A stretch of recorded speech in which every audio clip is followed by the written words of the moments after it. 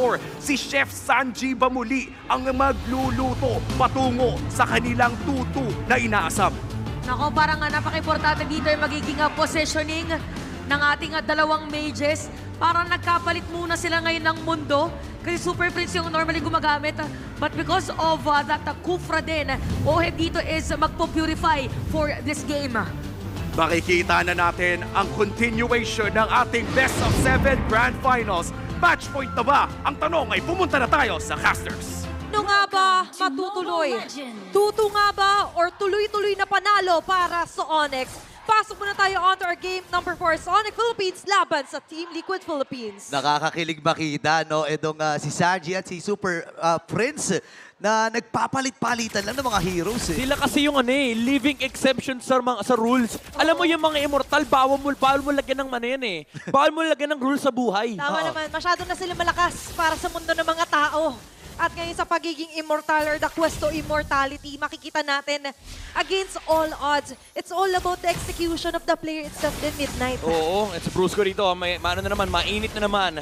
Yung mga pagtalon-talon sa mid lane. But then again, there is that factor from the side of Onyx Philippines no, na hawak din ni Kelra dito yung kanyang Beatrix na matagal-tagal din nating inabangan. Diba? Ang dami ng moniker na dumaan.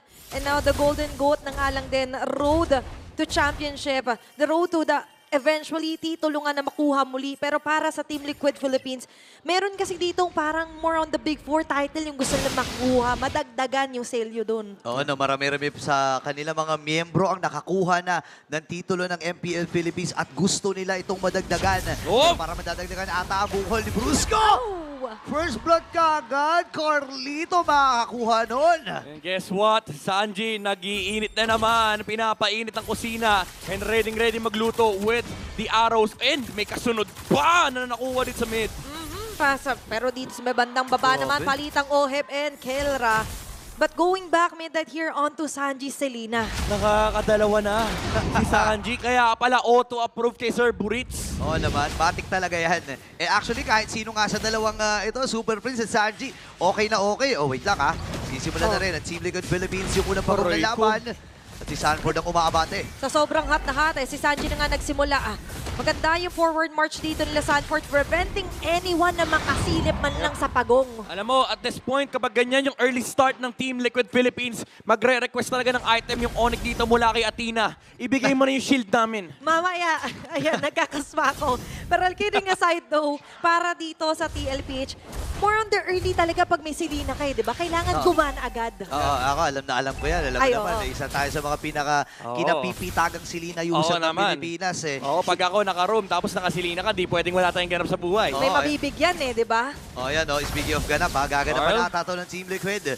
Pero Zinone lamang at binugaw dito itong si King Kong. Ngayon, na-discuss natin yung strength si Sanji. Ngayon para sa Onyx naman, Midnight for Super Friends. I would say na yung Farsa dito malaking threat laban sa mga objectives, laban sa mga pang-zone, and also it forces Carl TZ to sort of answer the Farsa first. Yung shadows na talagang dapat pag-ingatan kasi kapag hindi kumagatan kay Super Friends, yung Feathered Airstrike magiging safe for Onyx Philippines. Pero ang problema ng Onyx ngayon is ang laki nung gap ni King Kong at ni Carl TZ. Napakataas nung XP ni Carl. Okay, binanggana dito si Kelra. Atras muna siya. Pana? And this time ay liit ng buhay. Kailangan niya lumayo din yung Super Friends. At yung both Feather Urging namin. Pero si King Kong to the rescue na rin. Magsasasayaw na with electrifying beats at napatay ng mabilisan itong si Oheb. Overall, nakita natin yung epekto nung Selena or rather Farsa ni Super Prince. Yung Selena ni Sanji nahirapan doon. Pero ito, tatama! Naku, malaking epekto talaga! At si Super Prince ay natunaw din! Napakalaking epic 2. Nung tumamang Feather Airstrike dito mula kay Super Friends, pero nandoon din naman yung sagot ng TLPH. Tuloy-tuloy na suntukan sa pagitan ng dalawang team. Pero ito, gusto ko lang i-highlight si Kelra ni Rush. Walang kahit anong item, by the way. Walang kahit anong item. Naka-Sea Halberd. Yung Beatrix. Anti-shields lang laban sa Team Liquid Philippines. Kailangan niya lang talaga makasurvive And those shields is really crucial na nga lang. At yung pana na naman. Tumama na naman yung Visual Arrow in Trap. Kelra dito, ang baba ng buhay, 40%. Pero nagpaulan lamang siya. Buhay pa rin. At tatlong miyembro mula sa Team Liquid Philippines. At magsisimula na ang Onyx na pumwesto dito sa ikalawang Okay, sakto. Onter Infinix in-game equipment, Midnight. Ka-highlight lang natin ulit. Ngayon pa lang siya nag-boots. Oo, ngayon ko lang nakita to, yung rush ng Halberd. Although typical naman, na kapag may kalaban kang maraming shields, pero yun lang. Ayan ang hindi typical. Ayan ang hindi typical. Walang pantaka si King Kong. Nasalo niya talaga yung shadow kill. Ang sakit. Yun yung pinaka-perfect na sitwasyon para sa Hayabusa. Pero ngayon, perfect situation. Turtle ba to?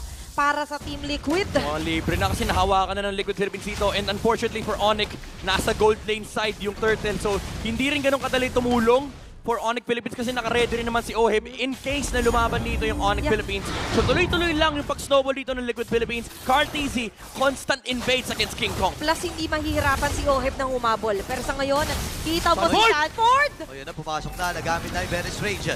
Ngayon, alis mo na din si Carteezy pero nakasali mo yung grab. Natama ba yung Missile Arrow? Hindi. Kasi hindi na rin mag-go dito ang Onyx Philippines at malaya nilang makukuha yung posisyon dito sa may bottom lane. Yung kamuntikan, yung Onyx doon, buti nakaharap na magandang set dito.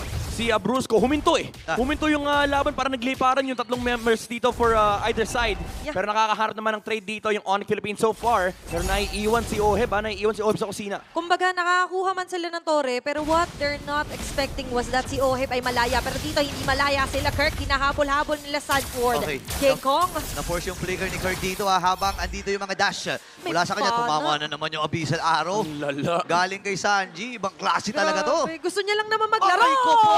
Isa na naman pa, natatama. Brusco. Buhay pa ba siya dito? Wings by wings ay nagamit. Sinakripisyo ni Brusco yung kanyang sarili para saluhin yung mga damage na dapat ibigay ng Team Liquid. Hinarangan yung mga glulets, ginamitan ng bouncing ball. Pero yung nakita kong graphic kanina ay hindi masaya kung Onyx fan ka.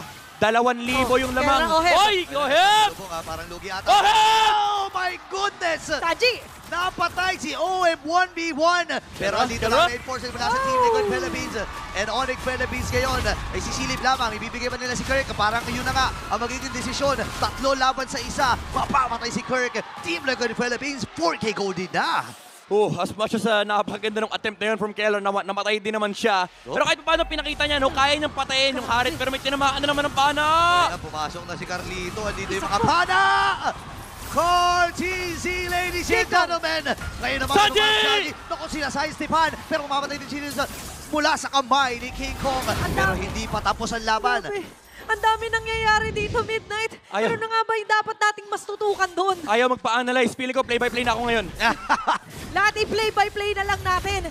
Kasi sa mga pangyayaring ganun nakikita natin, yung chase, yung break, and as well as yung pick-off doon ni King Kong. Okay. Pinakita naman ni Kelra na kaya niyang labanan yung Harit kasi konti yung shields na na-generate ni Oheb mula sa kanyang mga chrono dashes. So yung damage, medyo kahit paano nasasagot na ng Onyx Philippines. Pero yung onslaught ni Carteezy dito, yung technically wala pa silang answer. Even though nakakuha sila ng kill kay Sanji in the mid, ang daming resources na yun-expend. Si Carteezy, every time na may shadow, nag-aharap ng target dito yung TLPH. And continuous kasi, yung pwede lang sabihin na aggression, especially they have JP of course, and yung accuracy ng pana burrito dito. Nakakairita na yung mga panay kung saan nanggagaling. Pero makikita si Brusco dito. Bouncing ball kagad ay nabitawan. At si Sanford dumadive na. JP nasa likod. Sige katang EP din na dito. Dito si Brusco. Kera. At nandun yung setup. Naku, tinama pa namin sila araw. May kasama pang drop. Pero aatras na rin muna dito. Si Liquid Philippines. Sama si King Kong ay sumisilip din. Carteezy umaamba. Tumama na naman namin sila araw. Balik si Carteezy. Pero andito rin si JP para lang saluhin. Andun na naman yung Abyssal Arrow. Lala! And Sanji, ladies and gentlemen, nangingibabaw na naman gamit ang silino niya. Segundo, laging may tinatamaan dun. Oh my goodness. Ang dami sanang play na maganda ang ginawa dito ng Onyx Philippines. Sinubukan na ng depensahan yung mid. Nabigay pa rin naman yan kay Oheb. Ikaw nga. Nandoon yung pag-cover ng mga bala ni Kelra pero yung mga pana hindi nila maiwasan. Okay, 2v1 yung laban! King Kong ay namatay. Hindi niya in-expect na sasalubungin siya dun.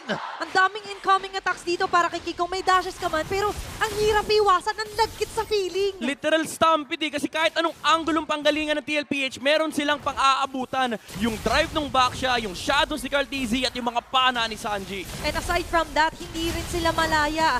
3 Street Turtles, by the way, ang nakuha dito ng Team Liquid. Oo, lalo yung ibon ni Super Prince talagang hindi malaya.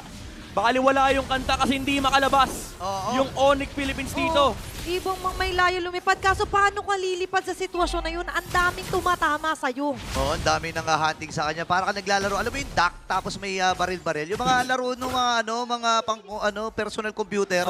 Parang ganun yung ginagawa. Shadow Kid, tatlo nagsalo doon. Tumama na ng Rebisel Arrow. Grabe. Ay, Di ba, gustuhin mo man na may makuha dito for TLPH, but with that kind of player, nahihirapan talaga yung Onyx Philippines. Any conditions for them para totally naman neutralize, ma-shutdown man lang din si Carl or Oheb. Honest, kailangan mauna yung Onyx. Kaso ang problema nila, may back siya kasi. Alam mo yung may rumoronda, may nagpapatrol sa TLPH. And ang hirap for Onyx Philippines sa umabante kasi kapag nahuli sila, wala sila sa pwesto. Again, ang bilis nung pag-punish. Yeah. Kahit papano, nakakuha naman ng space doon sa may bandang taas si King Kong.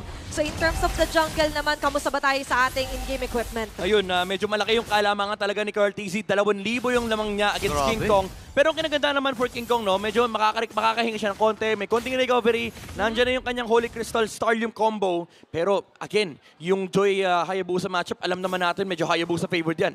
lugi, no? Alam mo naman, pag wala kan yung dash na nag invulnerable, lugi ka. Yung mga Suyu, nakakaligtas yan. Yung mga Ling, isang Tempest of Blade lang, nakakaligtas si Shadow Kid. Pero yung Joy kasi, wala kahit sayawan niya yan Straightforward, kumbaga.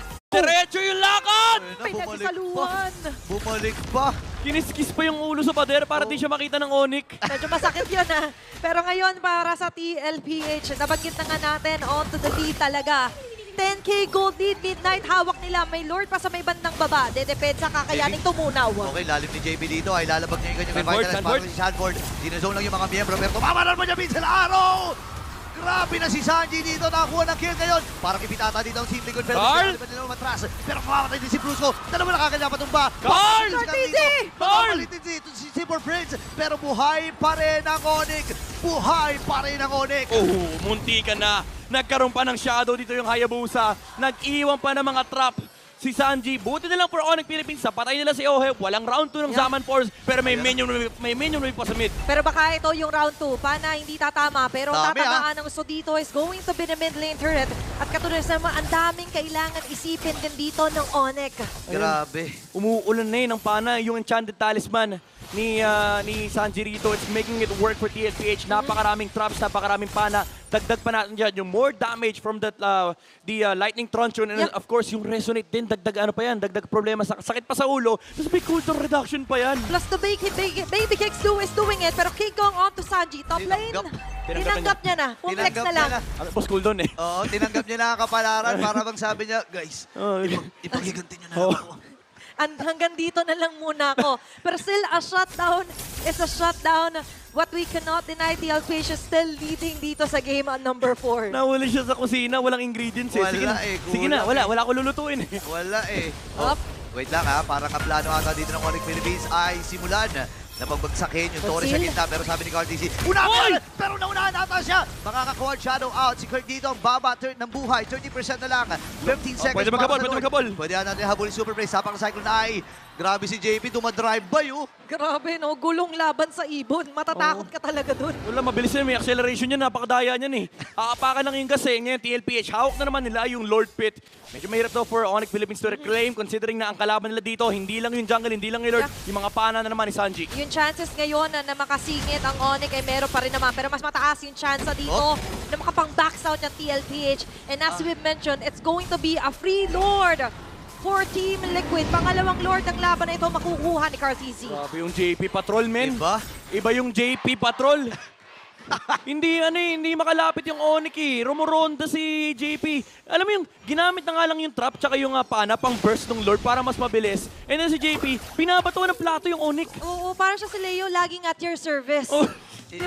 Ibang klase talaga yan na, at your service na naman! Pero JP, okay, pipigil. medyo kinakabahan, medyo kinikilig. Pero ngayon, may Lord na kailangan isipin ng Onyx Philippines. Ito na yung battle na yung Onyx. Di naman nila binubuk si JP pero punta na punta. TLPH. Tumama na naman. Yan yung number 1 kalaban nila Numerous arrows incoming here para sa TLPH. Conceal ginamit na dito. Sanford, bandang baba, umaatake. JP, rolling around. Ayun na, tumama yung Vincel Arrow ngayon. Barrett's Rage. Tatama na naman yung Vincel Arrow. Nakakadalawa lang si Sanji. Bilangin natin. Pero andun yung Lord. Buhay pa rin. Pwede na ba mag-base up dito? Team Liquid Philippines. Parang kaya na ata nila. Pero pero si Carlito, inatay lang niya si Super Prince. And this time, Yung base! magtatapos sila ang laban. 2-2 ang ating score. Hindi papaya!